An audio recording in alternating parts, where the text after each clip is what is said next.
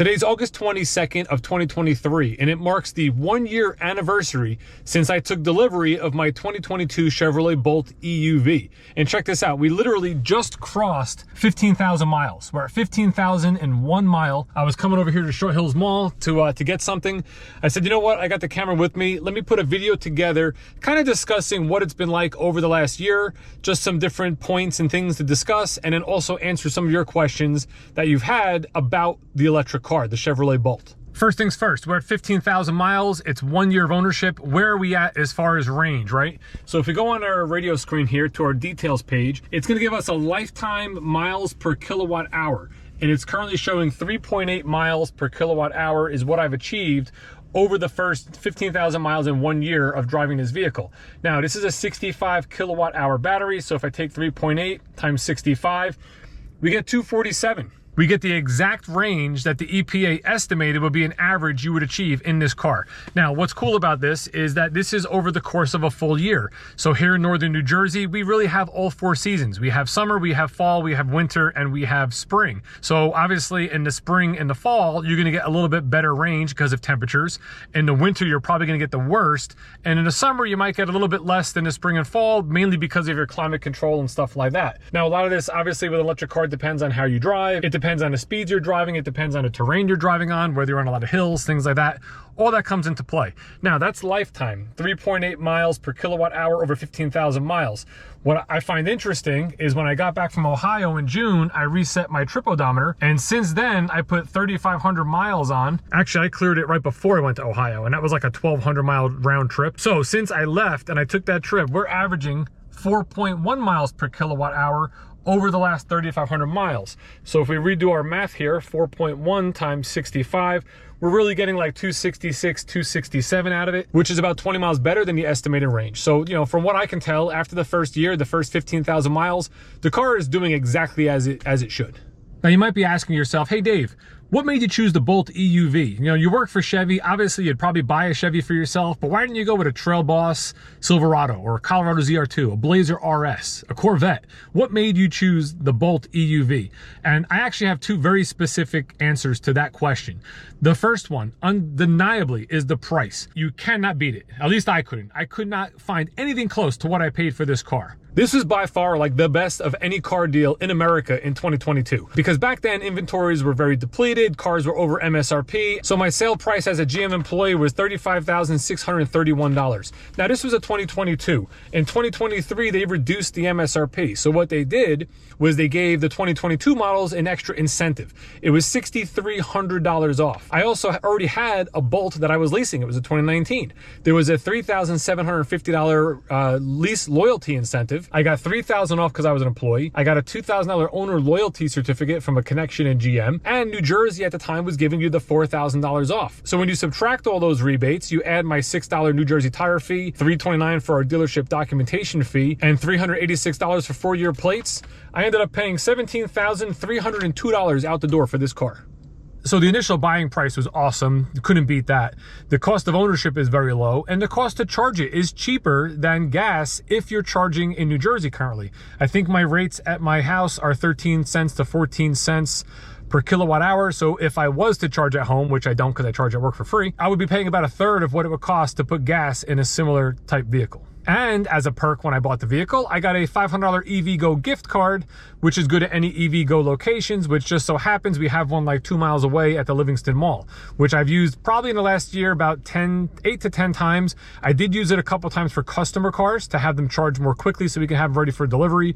On this card, I still have about $400 left, a little over 400 bucks. So I only used about 100 of it in the last year. The second main reason why I bought this car is I truly do enjoy the electric powertrain. I had 2 second-generation Volts. I had a 2019 Chevy Bolt. Like, I actually really enjoy the quietness of the car. I enjoy the smoothness of the car, the fact that there's no transmission shifting gears when you're climbing hills, all that sort of stuff.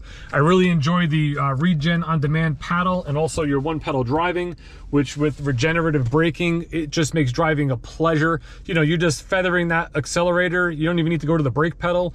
And stop and go traffic, you know, when you get fatigued because you're back and forth, there's none of that. It truly just makes a great daily driver. And because it gets 247 miles of range, even if you conservatively drove, let's say 200 miles, limit yourself to 200 miles a day before you go home at night to sleep. And if you can plug it in at night on a level 2 charger, when you wake up in the morning, you're full battery again, ready to go. So, you know, the average commute, I think, in this country is like 40 to 50 miles per day is what people drive. So the majority of people in this country can drive this car literally every day as a daily, and especially if they have a secondary car for road trips, because that's the one big complaint you get is, what do you do on a road trip? How are you going to drive from Florida to California? It's not the right car for that. It's not designed for that. You can do it. It'll take you an eternity, but you're better off just using your secondary car. If you don't have a secondary car, you can rent a gas car for the trip, or you can just fly to your destination. The point is, you have options. Again, in the last year, in the last 15,000 miles that I put on this car, I took one road trip, which was 510 miles out, 510 miles back. That was the only trip I took that literally required me to find charging stations to get to where I had to go. You know, next up, just some of my personal preferences. You know, as far as the vehicle, the drivability, it's comfortable. The infotainment works great. You know, the drivability, like we just discussed, is fantastic. The styling on the exterior, I like. I don't dislike it. There's really, you know, nothing that I dislike about this vehicle. I know that may sound a little biased coming from a Chevy salesman, but again, I am also the owner of the car. I bought the car. I paid for the car. It's not like I was just given a car as a demo or something like that. Like, I chose to drive this vehicle.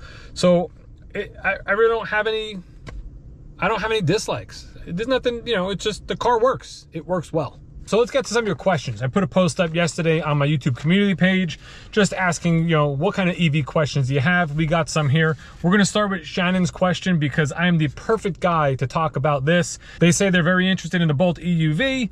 Can owners, I'm an owner, tell me about the rear space for an adult, let's say around 6 feet tall. Now that's perfect. I am 6'5". So right now I am in my current driving position. This is exactly where I'm comfortable when I drive the car. You can see I got plenty of headroom in the front. My seat is back pretty far. I mean, that's the B pillar there. You can see where the seat is. I'm not gonna touch the seat at all. We're just gonna jump in the back and see exactly how I fit there. You can see there is a, you know, decent amount of leg room here. I'm gonna hop in. My knees don't touch the seat. They're just scraping the seat. And my head is just about touching the ceiling. Now, I'm gonna admit, right now, my head is like, you know, it's there. So what I would actually probably do is slouch a little bit, you know, spread the legs out so they're on the outside of the seat, slouch a little, which would give me a little bit more headroom, more ability to kind of move around a little bit. You know, you hit a bump, you don't want to be bouncing off the ceiling every time you do. Again, that's me at 6'5", with the front seat set exactly how I would have it driving, and then the room I would have in the back. So it's definitely big enough. Granted, I can push this seat forward. So if I was driving and I had someone 6'5" behind me, I would slide that a couple inches forward, give them some more room. Same thing on the passenger side here. I had this passenger seat so far back that obviously can be moved up. So, you know, if you have passengers that are 6 feet tall, easily fit 4 of them. If you really want to squeeze another one in the middle, you can, but that would probably be pretty tight. The next question is from Centra. Centra asks, how is my ceramic coating holding up and would I do it again? And yes, as soon as I bought this car, I brought it to a place and had it ceramic coated. I did that for one main reason. The car's black. I was worried about swirl marks and things that'll appear in time. I figured the ceramic coating is going to protect it as best as possible, make washing as easy as possible and drying it and all that sort of stuff, just to protect the look and the paint of the car, you know, for the length of time that I'm going to keep this car. I bought this. I'm going to keep this easily 8 to 10 years. You know, I'll have other cars in the process, but this is going to be my daily for the next decade. The ceramic coating has been great. Right now the car is dirty. I washed the car last Sunday, so like 9 days ago. As you can see, it's got spots and stuff on the paint.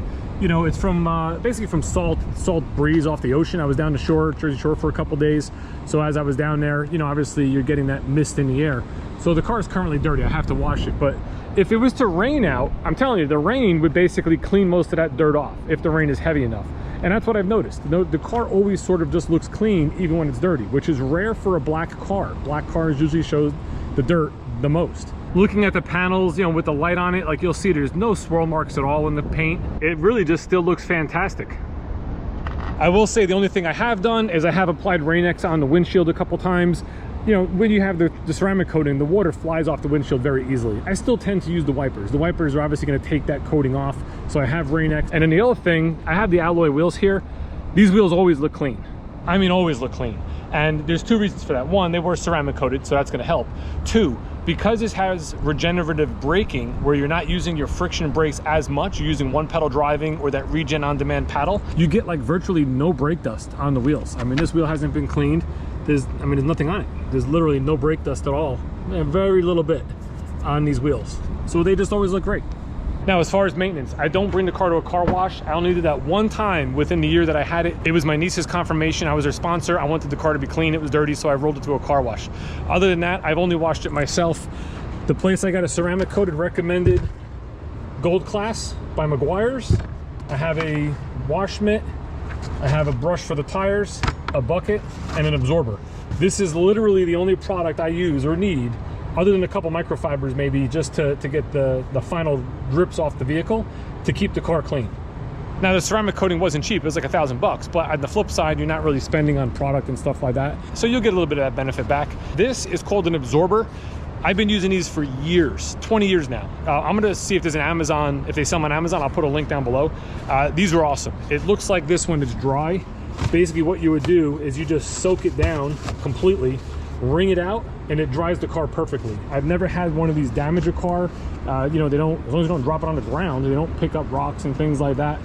It dries it, you wring it out again, you dry it. You wring it out again, you dry it. You just keep doing that, and it works great. Never scratched the vehicle. I've been very satisfied with this. It's basically just like a synthetic chamois. Next comment, which I knew would come up, is from Joseph. My biggest issue with the EV is the longevity of the batteries and how expensive they are to replace. That's my biggest scare. This is such a big issue with people, and I don't understand why. The battery is covered for 8 years or 100,000 miles, whichever comes first. So I just put 15,000 miles on this car in 1 year. If I do that every year, that's gonna give me 6.5 years worth of battery warranty where the car is covered. Then I'll be at 100,000 miles. That's if my mileage doesn't slow down, which it will slow down because I'm going to buy another car. So you figure I'll get the full 100,000 miles, which will probably bring me into like this 7.5 to 8 year range.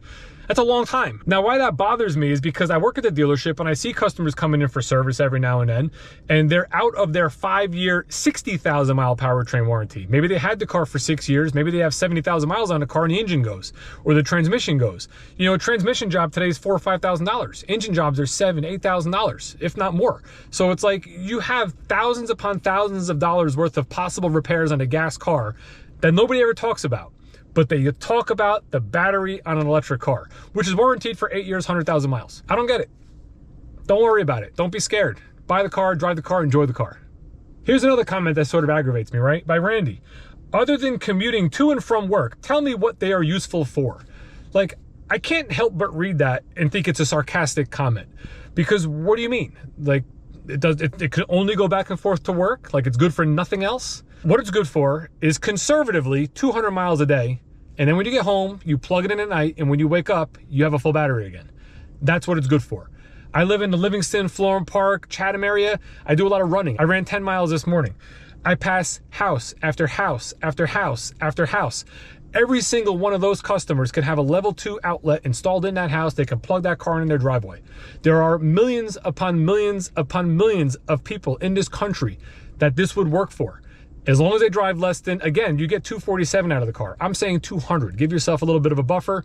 You can make it work. If you have a second car, you can definitely make it work. And to answer your question, Randy, well, other than going just to and from work, I can go to the gym, I can go to the supermarket. I just came to the Short Hills Mall. I can go to New York City. I could drive to Philadelphia from here and probably get back from Philadelphia, you know, round trip.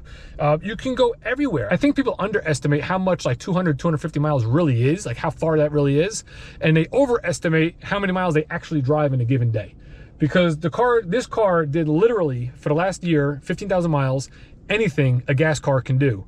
With the exception of the trip to Ohio, which was 3 or 4 days, however long I was there, where I had to wait longer than you would at a gas station. Other than that, this car does literally anything a gas car would have done for me personally. I'll give you an example. I've been on vacation a week and a half. I went out to the Pocono area in Pennsylvania. While I was out there, I put that video up when I was at the local dealership. Somebody commented on that video, hey, where are you going to charge your car while you're out there? I responded, I don't have to charge the car. You know, that round trip from Livingston, New Jersey out to Mount Pocono, driving around, go to the casino, go out to eat, do whatever you're doing around town and driving back was like 160 to 170 miles. Car gets 247. I can do it. I came back here. I was here for like a day and a half, 2 days. Then I went down to Jersey Shore. So it's like, what are you going to do? All right, well, I drive down to Jersey Shore. I made some stops. I actually did charge the car at a Target because when I left here from Pennsylvania, I did not have a full charge. So I did stop at a Target. I ran into the store. I got some things. I was there 17 minutes. I charged the car while I was shopping. And when I came out, I had about 200 miles on the car. So I was able to go, drive down, stop. I had to stop anyway, juice up a little bit, which gave me more than enough to make the 60, 70 mile trip right back to Livingston when I had to come home a couple of days later. So that's exactly what a gas car would have done. Again, for me personally. Now, if you're the type of person that's driving 300, 400, 500, 600 miles a day, which I doubt the majority of people are doing that. Like, I know I live on the East Coast, right? So people say, well, Jersey, everything's close. So I guess if you live out in the Midwest, you just drive that much more. Maybe you do. Maybe I don't live out there, so I don't know. But I got to imagine, like, your work, are you really driving? Are people really out there driving 200 miles one way to work? Maybe it's like that. I don't know. I mean, are people really driving 200, 300, 400 miles per day just to go back and forth to work every day? Like, I don't know. Again, road trips, car's not designed for that. It can do it. It's not designed for it. So buy a different kind of car. I feel like this video is getting a little long, so 2 more questions here. Caleb says, what's your opinion on GM adopting the Tesla charging network? Is it something I'm excited for? It's cool. It'll definitely come in handy for a lot of people. I think it's a great thing. I just don't know how often I would actually use it. Last question from John D. This is a good topic to discuss.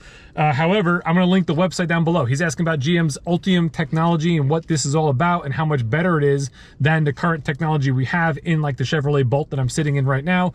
Go on the website, check it all out. They got all the different information. It talks about how they use pouches and they're modular and they communicate wirelessly and they're going to get more range and they're going to charge faster. It's all improvements. It's technically, I think, General Motors' 4th generation of EV, and it's on the way. I mean, the Equinox, the Blazer, and the Silverado EV are on the way. I'm thinking we're not going to really see these in bulk until you know, first, second quarter of 2024. We shall see. Only time will tell. But in the meantime, any questions? I just feel I should mention the best thing about leaving the Short Hills Mall from this part of the lot is the corkscrew exit.